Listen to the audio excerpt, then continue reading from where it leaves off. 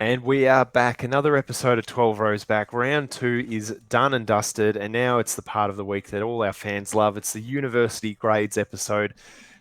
Basically, you're watching games to see what we give them. I can guarantee you that.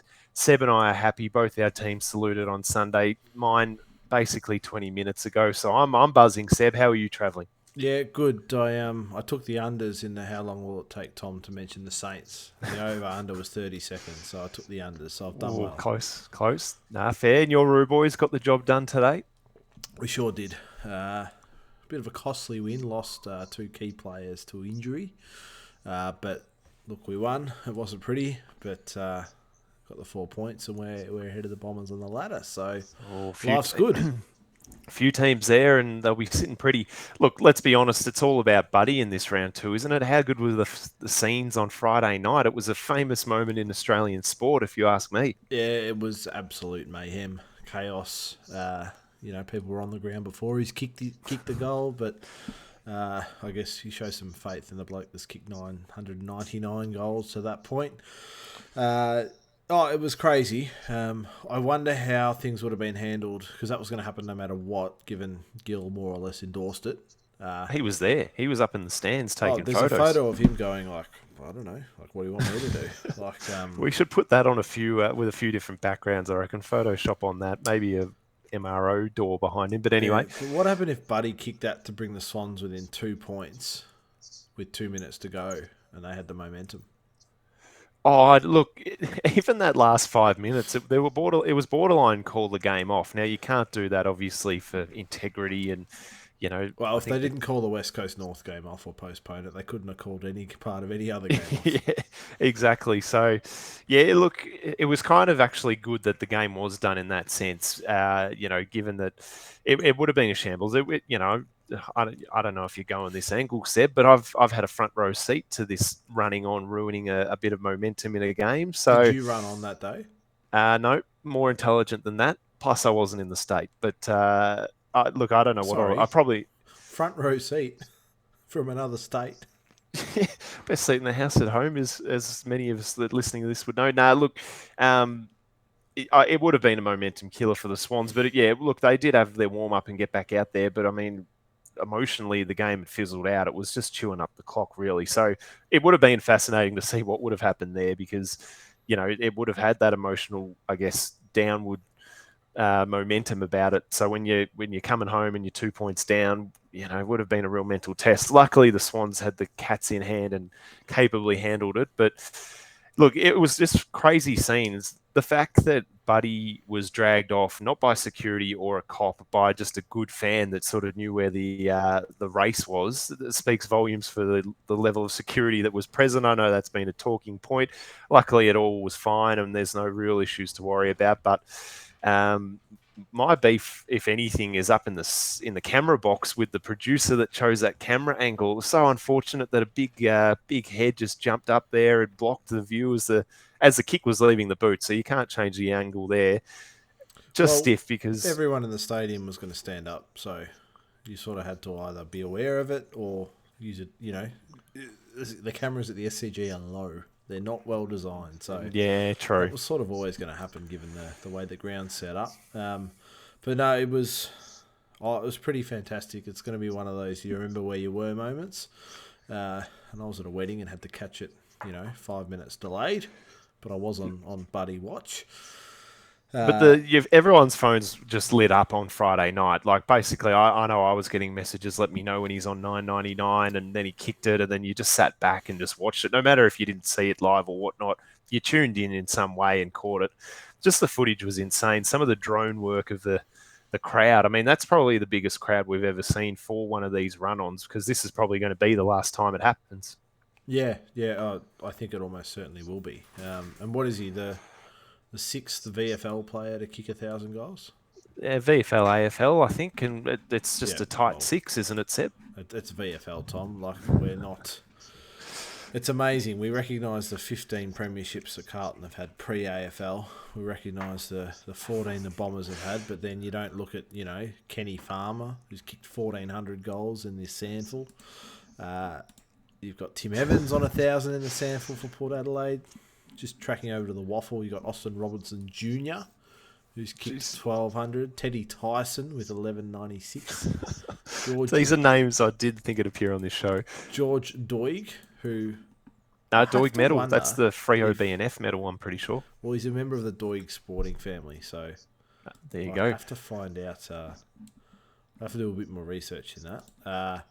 And Bernie Naylor, who obviously... I think he got in the Hall of Fame. But are you calling for retrospective run-ons next week in Perth in the Derby? Should there just be a run-on for the first goal? Get the waffle, some airtime, and some run-on. Not retrospective run-ons, but just some recognition that pre-1990 there were other state leagues with equally amazing players. And if you look back to Saturday night in the Hawthorn-Port Adelaide clash, they honoured the great late Russell Ebert, who 4-time Magarey medalist, which is the Sample Brownlow. Yep, that's it. Had a pretty fine career. So, there's history. You have to be aware of your history and honour it. And we do it so well in the VFL. I'd just love for some other leagues to get some love. That's all, Tom. That's a nice angle, Seb. A nice new, fresh take on your spread. It's an Australia-wide competition. I don't mind it, but look, it hogged the round's attention, and it's going to be probably the standout event from 2022, unless a certain football club or clubs can salute. And I'm talking about a few long droughts, but. Let's get into the ratings. I was just going to say, the one thing that's been missed on this Buddy 1000 is the Swans are a damn good team. Oh, absolutely. The Cats looked hot, and the Swans handled them quite well. The Cats looked a bit fumbly, and the Swans are 2-0. They've set themselves right up for a big crack at September. Nah, that has absolutely gone under the radar. I'll look, while we're just going 2-0 stats, I'll give you one. Collingwood, Hawthorn and Carlton being 2-0. And the Bombers being 0-2, which it is currently, is the only time in history that's happened. So there's one for this from Swamp, from the stats there. But look, speaking of teams that 2-0, let's get to the first game. The Blue Bag is just getting the job done on a Thursday night, if you can cast your mind all the way back, Seb. Yeah, again, feels like an eternity ago, but the Blues were very good. Charlie Curnow absolutely firing. He has the ability to be one of the top key forwards in the game, so they sort of locked down those two key positions. And Paddy Cripps, was he on 6 Brownlow votes? Yep, lock that in. Goals and possessions, like the amount he's had and the contested varieties right in front of the umps' noses, you cannot miss that. He is a standout. Yeah, no, they were sensational, the Blues. Michael Voss at home, not their coaching in the flesh, but they're set up so well, it wasn't an issue. That stability from Carlton, there's something you probably wouldn't have thought of. No, it was non-existent from Carlton for the best part of 20 years. So, great signs to the Blues. They've got one hand on the cup, if you ask any Blues fan off the street. But outstanding. The Dogs were disappointing. I don't think they're lacking a key defender and they're lacking a key forward. Josh Bruce out hurts them, but he's not a great footballer, so I'm not sure if he was going to be the answer come September. It's almost one where just his presence will just lift the group, because a good defender goes to him and you get the ripple down effect. Yes, he might bob up and kick 10 or whatever, kick his bags against those low teams, but at least they structure up better with him in the team. You're definitely right there. Yeah, well, I wouldn't say he kicks bags against any team. He's had a couple of... No, the low teams. North. Yeah, well, that, yeah. Yeah. So, yeah, look, the Dogs 0-2. They're in a hole. They desperately need to win and play some winning football. Serious question marks for the Dogs. So, let's grade them, Tom. Let's get these grades happening. You wanna kick us off? I'll go off the top. Look, I'll give the Blues a distinction. Look, they're reminding me of the 04 Saints. They've just got a lot of quality young talent. Yes, they've had to go to the draft year on year, but this is where they're cashing in, and a couple of twin towers, not unlike a Rewalt Kaczynski double. You've got Curnow and Mackay. I'm giving them a distinction, Seb, and the Dogs can have a fail, bordering a trip, but a fail for now. They're just in a world of hurt. Yeah, so you definitely didn't take our offer up for free KO. That will be out the window given the amount of Saints mentions in a Carlton Bulldogs clash. High distinction, Carlton. They HD. Oh, they had pressure. They talked they talked a lot of rubbish after week 1, and they had to back it up, and they certainly did that. A fail for the Dogs. I think they stay out of the coordinator's office based on their reputation for being a decent side. They get one more week. They got one more sort of grace period before Free pass sort of thing. they're living in the coordinator's office for that sort of effort. But no, look, Carlton, they're serious. They're going to be top 4 at this rate, Tom. Look, they really impressed me. So, look, I probably could have bumped them up, but they're tracking as you would like out of them. So, look, let's get to the next game. You called it early, the Swans versus Cats. Now, we've covered Buddy, but like you said, there's a good football team behind this performance, and they just, like you said, the Cats coming off an 11-goal win, they were made to look slow and ordinary, really.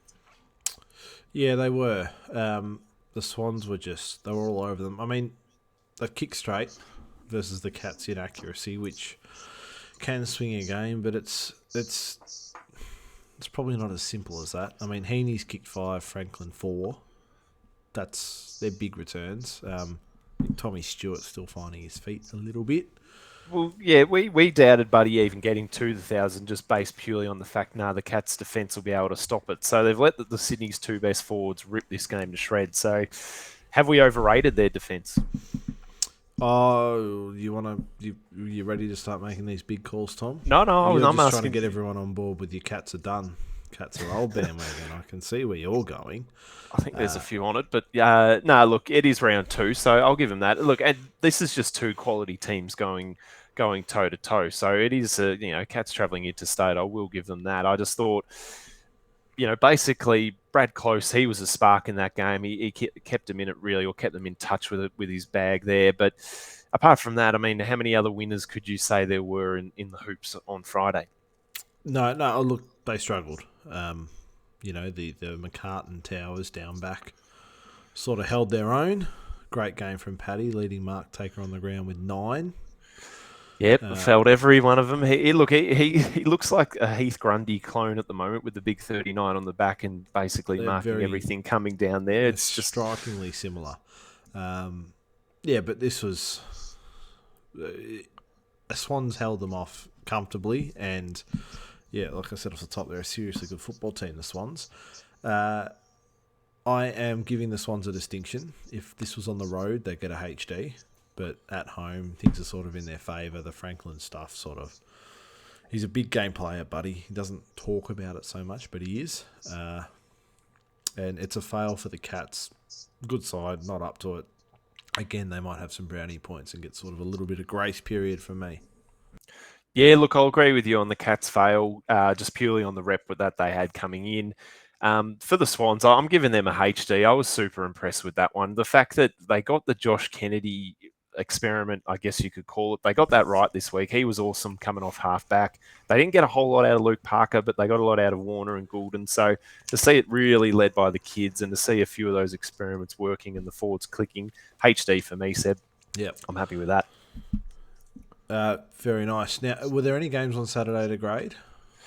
Well, I mean, the MCG just couldn't help itself in terms of involving the crowds, which has been a bit of a theme this weekend. Not sure if you caught it, but a little false alarm at the ground for the 36,000 Pies, despite their 70,000 members that turned up on Saturday. They had to evacuate mid-game.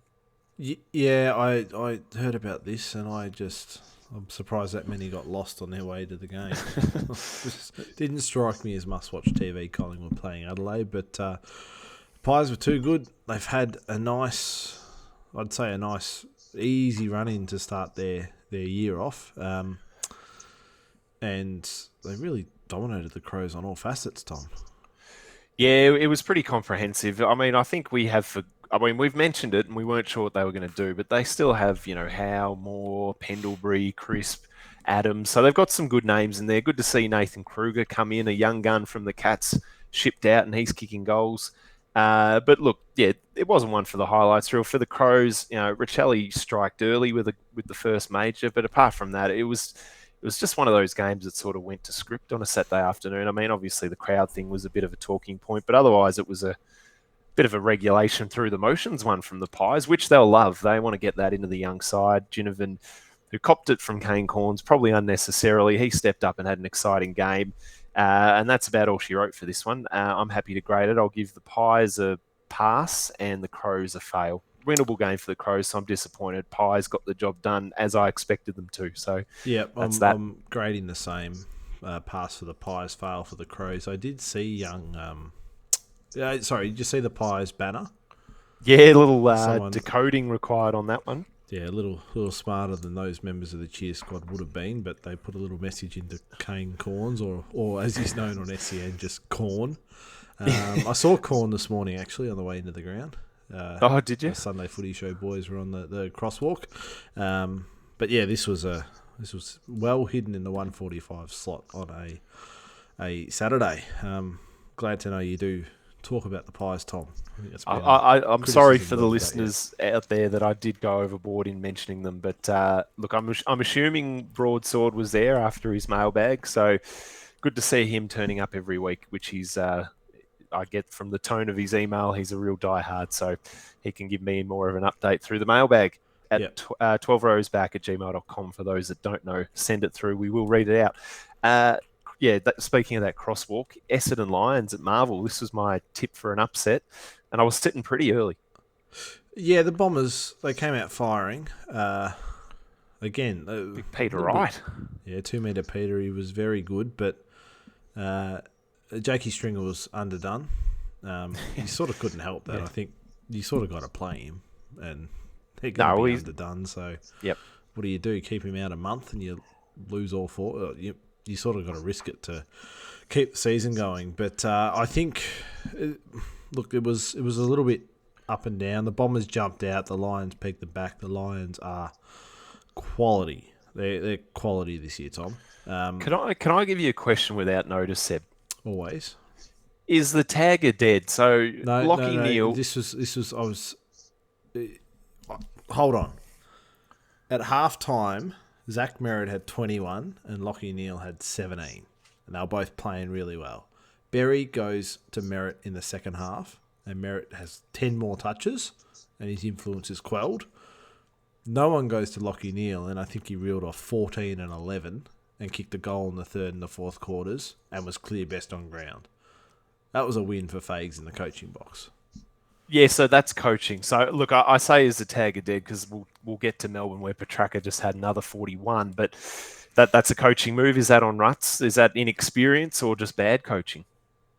Well, he's backed his system in, whereas Chris Fagan has said, I think we need to quell this influence, and I like it. And how... I can only give you the right or wrong answer after the game, Tom. That's the problem. That's why they paid the big bucks of coaches to make those calls and get them right. But look, I think between Merritt and Parrish, if you can quell one of them, it really seems to have a flow-on effect within the Bombers' midfield. And they were just. It was good to see the Bombers show up and fight and give some effort. There is a Bomber I'll single out in James Stewart now. Yeah, I did see this on Twitter. Footage, look it up. A ball's kicked, I think it was Zach Bailey, I think. Yep. It's kicked, it sort of bounces top of the square. It's rolling towards goal. Stewart runs at it and sort of lazily puts a hand out. Doesn't touch it. And it goes through for a goal. Now, that effort is a high school, primary school football level effort. And I wouldn't play him in the team for a month if I was the coach. Whack. Nah, you want to win. You want to win finals. You can't bring that effort in round 2. Well, that is 100% right. I mean, that kind of thing. Your life depends on in that one moment making sure that doesn't turn into a goal. It's just the care factor, the pride in your, I guess not pride in your possession, just pride in your performance that you don't let that pass you. You know what I mean? No matter what. So I'm with you on that. Maybe a month's pretty harsh. I don't know what they've got in the key defender department, but you have to make a statement on this. Like when I think of effort on the goal line, I think of Heath Shaw smothering Rewalt in the grand final. How did I know this was coming? He comes from an absolute mile back. No one thought he was going to get anywhere near it, and Rewalt just sort of a little bit lazily strolled in, and that really made sure the tone was set for that game. But you got to bring it all Collingwood year. Mentioned, by the way. This is Park Collingwood, so there you go. We've brought up the Saints again. We haven't even got to their game. No, look, that's true. That he ran for that like his life and his team's performance depended on it. So disappointing. And just, I mean, we saw, how far do you want to go back? I mean, do you remember a couple of years ago, there were a couple of Bombers fans that just ignored the ball and ran off? It's just a concentration and care factor thing. It seems to be in the group. We'll see what they can pull out, but they haven't been 0-3 since 1967, I found out. So they're going to make some history if they can't beat the D's, who are no slouches. Yeah. Exactly. Yeah, that's I'm starting to kick myself because I put them in the top 4, and it feels like I, along with a lot of others, let's be fair, was sucked into the last 10 weeks of last year, and that was just a red-hot team playing well, but lacking a few things. So let's grade them, Tom. Distinction for the Lions. Yep, fully with you on that. I like it. They came in, they played well away from the Gabbatoir, and the Bombers get a fail with a trip beckoning. I couldn't have said it better myself. I was tempted, but I did send them last week, and it wasn't as bad as last week. So, look, they've basically walked out the door, but the door's still open behind them. So stay out of their, Bombers, for your own sake. You don't want to be 0-3. We'll see what happens there.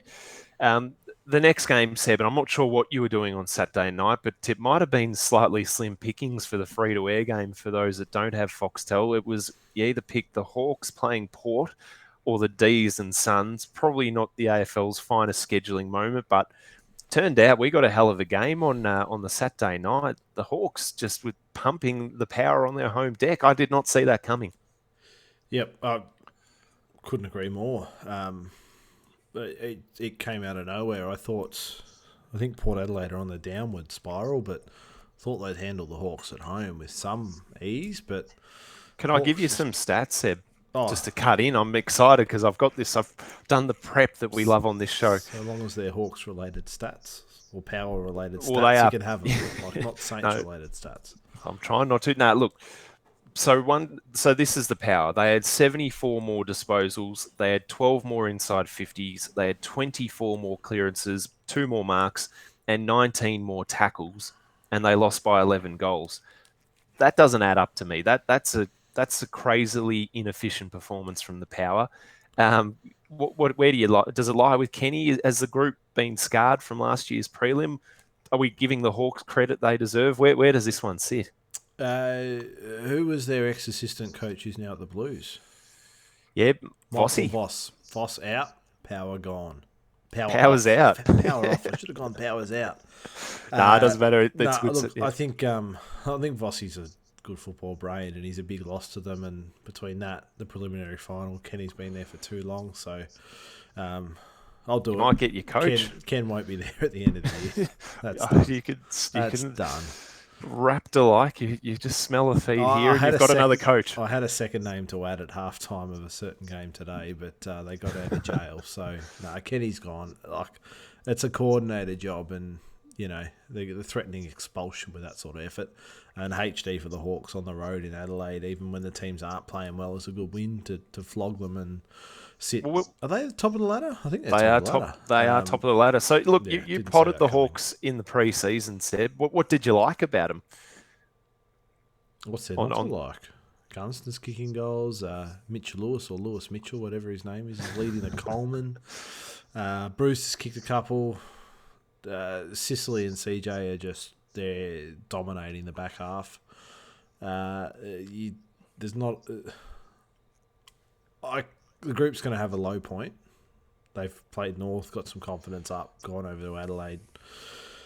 We'll see who the real Port Adelaide are over the next month. It's very hard to judge how good some of these wins and losses are, because if this turns out to be a really good win, then North's loss last week turns out to be a pretty honourable loss. But we weren't talking about that last week, so it's sort of hard to fully assess. But look, take where the teams are out of it on the ladder. You go over there and win by 56 points against Port Adelaide, coming off a prelim, which take sort of throwing the ladder positions in. I get it, but that's big. So, yeah, couldn't have been more impressed.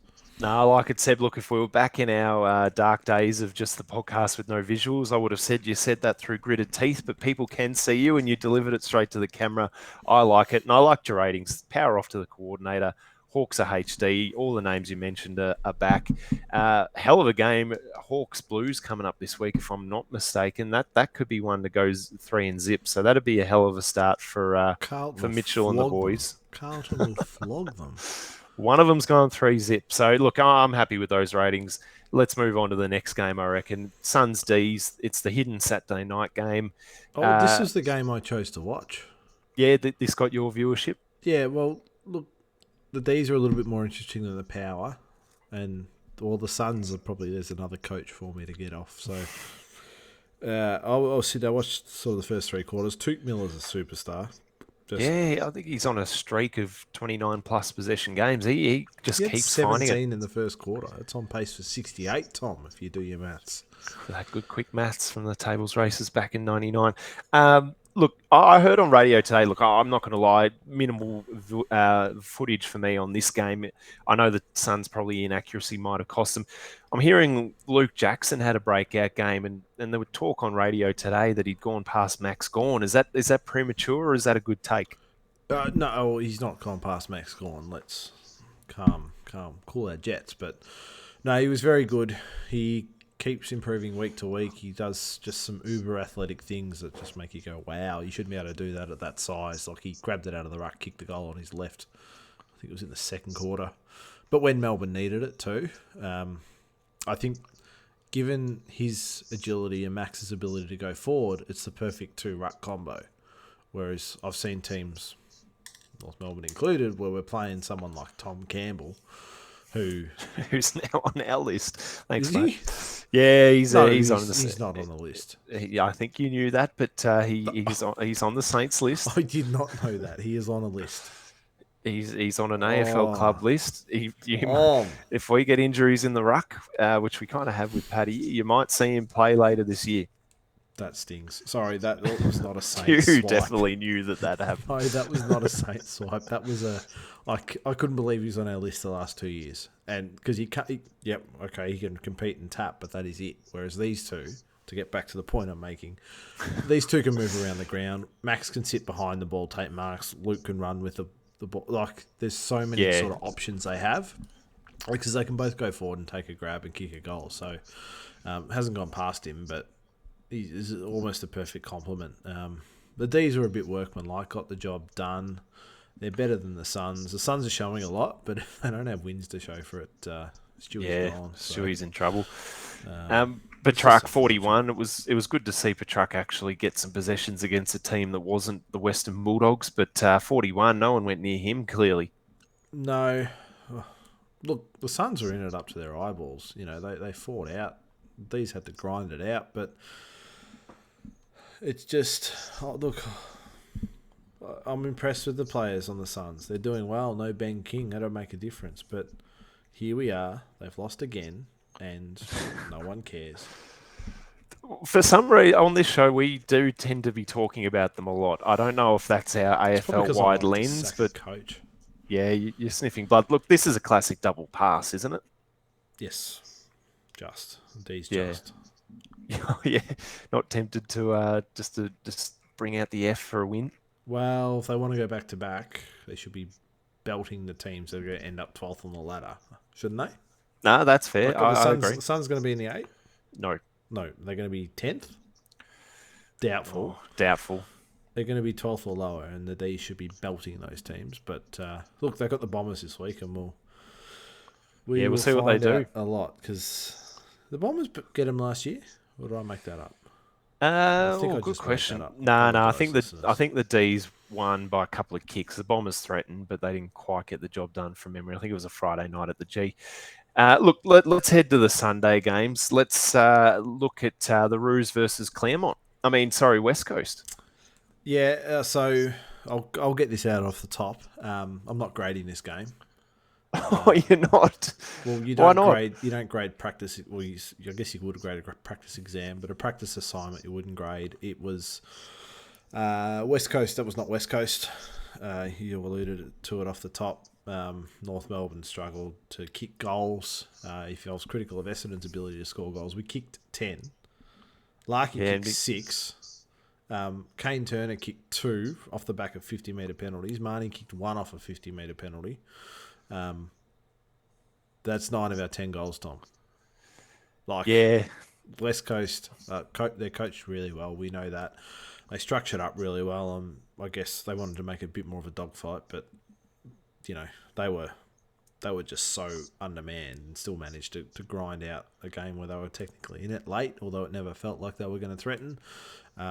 Should the game have gone ahead? Yep. Like I know this is going to happen later in the year, and I think it's a fair argument. It's West Coast's turn to cop it. We're going to see most teams cop it at some stage. They've just copped it first. So my issue with this conversation is, why didn't we have this debate at the start of the year when the AFL mandated you have to have your COVID top-up lists, and we're not rescheduling a game no matter what? That was issued out as a memo to the clubs. So why was it not discussed then? It wasn't until the team had all these outs we go, hang on, this isn't fair. Agree it's not fair. Agree if you want to protect the integrity of the game, reschedule it. But the AFL doesn't give a SH, you know what I'm saying, about the integrity ever in the scheduling, in the draw, in the draft. Like, there's nowhere where they actually care about the integrity. It's all about money and keeping people happy. And if you make a plan, right, if you make a plan to do X when something happens, so when X happens, we're going to do Y. As soon as X happens, you cannot just suddenly change your plan. You have to at least stick with it the first. A real business would probably say for all of this year and then reassess. But the idea that they should reschedule it based on what they've done is criminal. If they didn't have a plan, by all means reschedule it. It would make a lot more sense in terms of integrity. But the AFL ain't got any, so you can't really bring it up now, can you? Nah, true. Look, one thing I just can fault in this system is the fact that, I get that you've got to protect the Waffle, VFL, Sandford clubs, but surely there can be some sort of meet and greet before this happens. Like the fact that blokes are on this list and are getting called in and don't know anyone. Like surely they could just have at least a meet and greet so they know who people are. Like I can't believe they have to stay separate completely and then come in and be expected to play a game. Like surely they could just... Why can't they have 60 at training? Yeah, that's right. And then pay like West Coast and Freo probably know it's going to be more of an issue for them initially. Why can't they pay these blokes? And they got a grand for training this week. Why couldn't they just pay them to train over the first month? Yeah, exactly. Maybe it's not. They don't want to hurt the Waffle clubs because then they can't train with the Waffle clubs because they're obviously semi-professional. But yeah, even that to the side. I mean, surely they can meet them. Like Simo hadn't met some of these blokes that ran out today. That is crazy. Simo, though? Does he have time to go around meet and greeting random blokes who may not ever play for them? Oh, they have a lot of engagements that I'm sure they could bump a few to meet a few players that might be running out with them. Surely. But at what point do they know they're going to be running out with them? Friday? Yeah, I guess it was late. But look, it's. I'm with you on the fact that the system should stand. I guess you can't be calling games off. What happens when this happens in 2 weeks? And what happens when we've changed in a final and you've got the pre-finals bye? What happens then? We'll find out if the AFL's got integrity to stick to the rule they've had all year, or if they lack it and they reschedule. They'll reschedule. Well, true, but surely there's a finals bubble on the offing. Really, that can't happen. They can't let that happen. I don't know how they can stop COVID because no one can do that. It's a breach of the AFLPA if you tell them they cannot leave their house no matter what. Oh, well, could we set them up? Players have to voluntarily buy in. Well, if you got the chance for a premiership, surely. But anyway, look, we'll get to that if it comes up later in the year. I'm sure it will. Yeah. I'm going to have a crack at grading this game. Hang on. Well, you can grade. I've got more thoughts which need to be heard. Okay, and you will. Now, you might not like this, but look, West Coast, you can have a pass. I was impressed with what they put out considering the lineup. The Roos can have a fail. 15 points against a Waffle team, that ain't good enough. If they'd lost, it would have been the worst loss in the game's history. Luckily, I'm not saying that, but I wasn't impressed with it. I know you weren't, Seb. Like you said, the goals didn't rain. It was just ugly, and you got the 4 points. Great for that, but I wasn't impressed. So I thought you would do better than that, so I'm failing you. I know there's a certain Roos fan who doesn't mailbag in. Maybe this might tempt him to come out of his hole and send something to us because we will read it out. But, you can have a fail for that one. So what were you going to say? That's your first fail for a win on the year, I think, Tom, which is nice. We did what we were expected to do and won. First time that we've been expected to win in 2 years. We got the job done. So I disagree, but I'm not grading. So there's a great story out of this. Aaron Black, not the Aaron Black formerly of Yeah, North Melbourne and which Geelong fame. took a double take from me, that one. Well, Johnny Ralph declared it was. So it shows the integrity of those reporters. He's kicked a goal. Now, this guy's a teacher over there. He's won I don't know what the medal is, the League Brownlow. Sandover. Back in 2014. So he's a legend of the waffle over there. He's a teacher, and he's been pulled out, trained on Thursday, played on Sunday. He gets $4,000 for playing, $1,000 for training, and he's going to go into class tomorrow and just be like, "Oh, rightio, kids, it's a video lesson today. Have a look at this," and just play his highlights over and over. Well, I hope he is. That's what I'd do. As he absolutely should. Oh, he flushed one. It was a good goal. They got around him, which is great to see. Willie Rioli, he's been missed. He's been lost to the game. He kicked 4 goals. Yeah. At one point, they had 6 goals, and he kicked 4 of them. They would have been lost without him. West Coast stayed in it with moments of brilliance from guys like Willie, Liam Ryan, and Shuey. McGovern was amazing down back, just marking everything. North have got no structure going forward, so it wasn't a great performance by any means. But my son's seen his first win, got his first jumper today. I've told him the 6 is going on the back. And the Hornets has a lazy 20, 13 contested. He's just an out-and-out superstar, Tom. I think he was going to say Hornet watch than Matty Rowell did in his career. So I didn't know. I don't know if that one's true, but I think he won week 1 and 2. The Suns usually start well. That's awesome to hear, mate. That's the kind of stuff that'll stay with him for life. And getting a jumper on a kid young is how you get them to support. I know that we have a few mates that don't go for the same team as their parentals, and they might have had a jumper on them young that swayed them. So that's big for you, mate. That's huge. Jack Darling, I'm interested just in his game. He obviously copped headlines from over in the West. His game, was he underdone? Was he back? How did he look out there today? No good. No good? He was awful. But no pre-season. To be expected. Yeah. It's not as though they had quality entries going inside 50 very often either. So, yeah. But he did a classic Jack Darling, dropped a wide open mark. Had a shot on goal late in the 4th quarter and hit the post. It was... he got the first game out of the way. He'll be better for the run. But yeah, I'm not... Yeah, we'll see what happens next week for in the derby. Yeah, big game. There was a game apparently at the MCG, Richmond and the Giants. You'll have to help me with this one because I ain't watched much of that.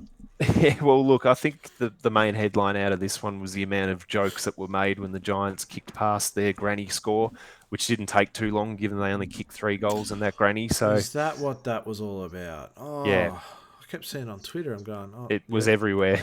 Right. It got so much airtime, but they kicked a low score and then they kicked more today. So, look, the performance. Josh Kelly super for the Giants, but it was really all about one man for me. And I'm spewing Seb that I was thinking of picking him up midweek in the old fantasy league and saw you got him in our comp. Noah Bolter went berserk.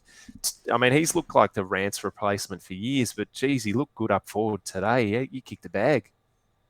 Yeah, no, well, I sort of knew that was coming, Tom. That's why he's on my list. But no, he was sensational for the Tigers. I don't know what to make of the Tigers yet. I can't work them out. They lost to Carlton. Carlton are really good. They beat the Giants at the G. The Giants never really go well at the G.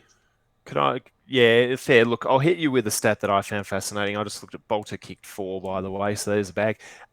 Since round 13 last year, the Tigers have actually been the worst team in the comp. If you make a ladder from, I know it's a specific round, but basically their back half of the year and the start of this year has been atrocious. They're a shell of the team that won 3 flags, so they're not coming off much, but I mean, the Giants they're meant to be on the track for finals. So, they gave them a little bit of a touch-up. Well, are they now? That is a question. I question that. But how many games have the Tigers won without Dusty in the last?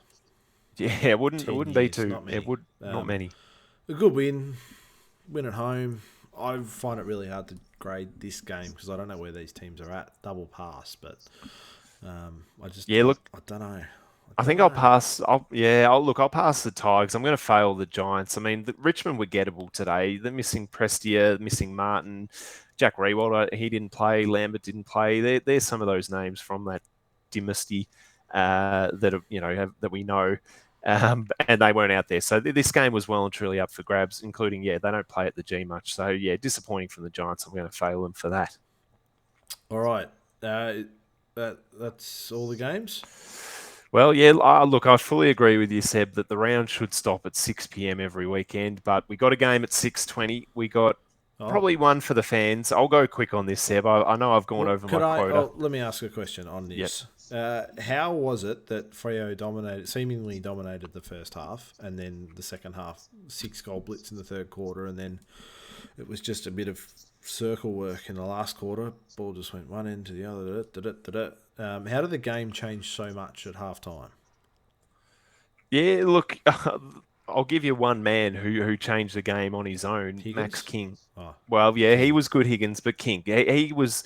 I mean, we've talked about his goal kicking, cleaned it right up, kick 4, marked basically everything. That's the thing with Max. I'll be quick on this, Seb. I know you can tell I'm about to unload with a 10-minute, but he's been an almost taking the grabs and an almost kick and almost this. But, when he gets it together and clicks like he did in that second half, then he is legit getting us over the line in games. So he did that today. I mean, we saw last week Higgins and King, I think they were 1 goal 8 or 1 goal 7.